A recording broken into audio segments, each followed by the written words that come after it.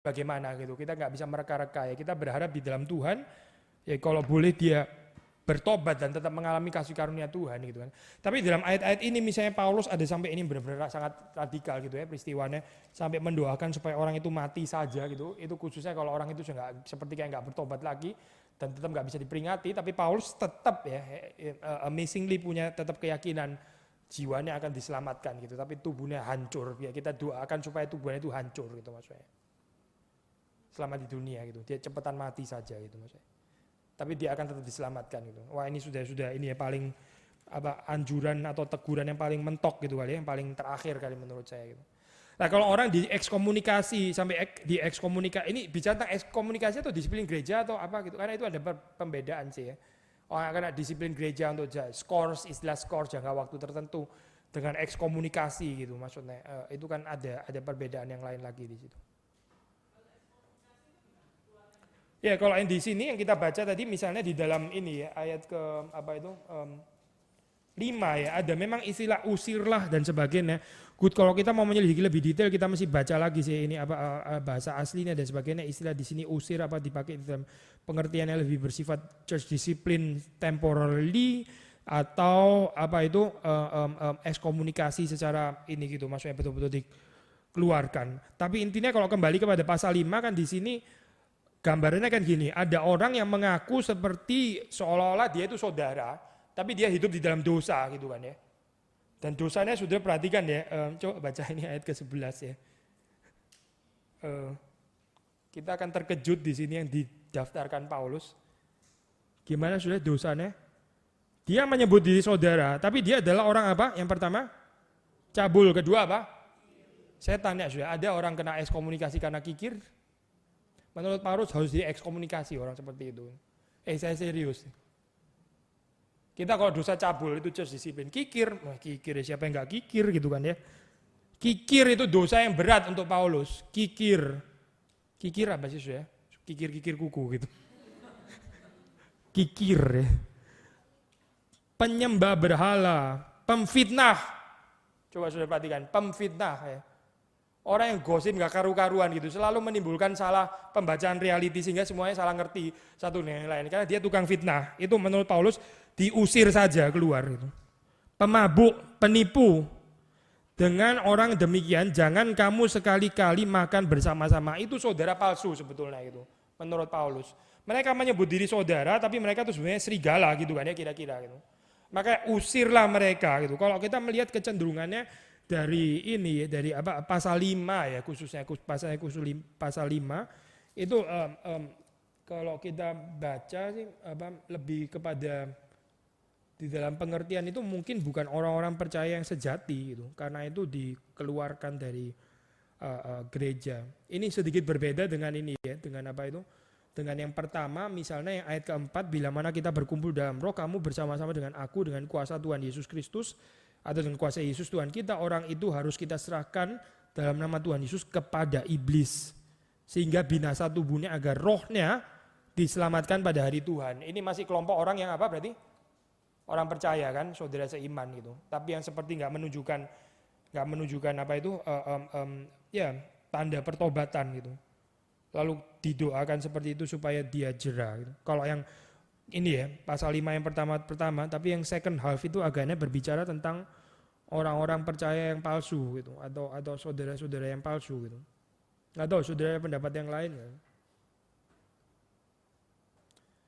Paulus nggak mengajarkan bahwa kita nggak bisa bergaul dengan orang ini kan ya, orang dunia yang memang mereka bukan orang di dalam komunitas Kristen dan mereka juga terlibat di dalam berbagai macam dosa, tapi khususnya Paulus mengatakan untuk orang-orang yang mengaku sebagai bagian dari tubuh Kristus, tapi sebenarnya menyangkali natur Kristus, gitu kan ya.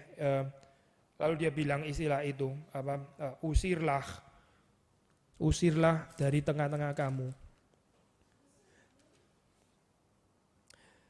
Kalau di dalam gereja ya kita sekali lagi membedakan, nggak tahu sih, mungkin di kita nggak tahu, ada nggak pengalaman ya kita sampai ekskomunikasi gitu maksudnya. Luther kan dulu di ekskomunikasi ya. Bukan cuma di church disiplin tapi di excommunicated gitu dari gereja. Saya sih sendiri belum ya kita dalam pemikiran kita belum pernah dengar, saya sendiri paling enggak ya Orang yang didisiplin gereja sampai dikatakan sudah jangan pernah balik lagi gitu kan. Kan kita nggak mengatakan demikian kali ya. Hamba-hamba Tuhan yang lain boleh ini sharing juga kalau saya keliru gitu. Ketika kita mendisiplin dengan harapan kalau boleh dia berubah gitu kan ya. Kalau boleh dia bertobat lalu kita terima kembali gitu. Dari yang temporary itu. Tapi bukan tidak ada kemungkinan ada orang yang betul-betul dikeluarkan gitu, especially di dalam pasal 5 yang second half itu di sini kan dikatakan kita lebih baik mengeluarkan, mengusir orang-orang yang seperti itu. Pikirannya Paulus sederhana gitu ya. Pikirannya Paulus itu bukan karena dia gusar, kenapa orang ini ada orang yang melakukan kejahatan, bukan. Tapi pikirannya Paulus itu landasannya selalu komunal ya, kasih. Karena dia berpikir ini satu orang kalau dibiarin di dalam komunitas Kristen, dia akan merusak gitu. Pandangannya kan dia ini seperti kayak ragi gitu, yang akan menghamiri seluruh adonan gitu. Orang kayak begini mesti dicabut, keluar, dilempar keluar. Demi kebaikan komunitas yang tidak beragi itu. Paulus bukan mengeluarkan dia karena nggak tahan lagi lah, nggak sabar lagi lihat tingkah lakunya. Tapi dia memikirkan keseluruhan jemaat gitu. Maksudnya ini nggak bisa dikorbankan gitu. Hanya untuk satu orang ini. Lebih baik kita mengusir dia keluar dari jemaat. Demi kesucian kemurnian anggota jemaat yang lain. Ada lagi sudah tambahan atau ini pertanyaan? Yang tentang food sacrifice to idols itu juga menarik ya, yang pasal 8 itu. Kita buka bagian ini ya. Mundur lagi tadi kan ini 11 dan sekarang pasal 8. Yang tentang daging yang persembahan berhala itu. Kita nggak bisa semua baca karena nanti akan terlalu ini memakan waktu. Tapi intinya adalah ada orang yang tersandung karena melihat orang Kristen makan daging. Ya, kenapa? Karena daging di dalam konteks Korintus itu sebagian besar sebelum dijual di pasar, sebelum dijual di supermarketnya mereka, itu adalah bekas persembahan berhala gitu kan ya. Bekas persembahan berhala. Lalu sekarang terus habis itu dijual dan orang Kristen makan daging, orang yang imannya lemah terus jadi tersandung. Karena ada semacam kecurigaan siak sangka di situ loh. Orang Kristen kok makan daging bekas penyembahan berhala gitu.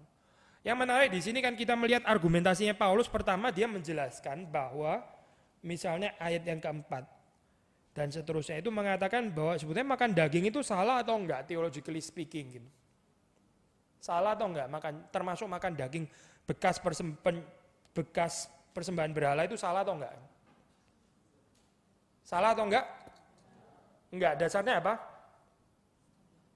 Dasarnya juga kristologis kan ya, yaitu apa? Ya, gimana? Exactly, enggak ada Allah lain ya. Tidak ada yang namanya Allah kecil itu sebenarnya enggak ada gitu kan, enggak eksis, itu kategori non existence gitu kan ya. Itu bayangan mereka sendiri. Yang ada kan cuma satu Tuhan, one Lord, which is atau who is siapa? Yesus Kristus gitu kan. Itu argumentasi kristologis lagi kan ya. Yesus Kristus yang adalah satu-satunya Tuhan gitu. Yesus Kristus satu-satunya Tuhan, aplikasi boleh makan daging gitu kan ya. Ada nggak sudah orang mikir kayak gini? Aku percaya pada Yesus Kristus satu-satunya Tuhan, aplikasi saya boleh makan daging gitu kan. Wah luar biasa ya Paulus ini ya loncatannya gitu. Ini mungkin justru kalau dari from below gitu. Tadi kan saya mulai gitu kan ya. Bukan from above, bukan top down. Kalau top down ya bisa kayak kreatif sekali gitu kan. Apa hubungannya? Yesus satu-satunya Tuhan dan makan daging. Tapi bagi Paulus benar-benar ada hubungannya karena dia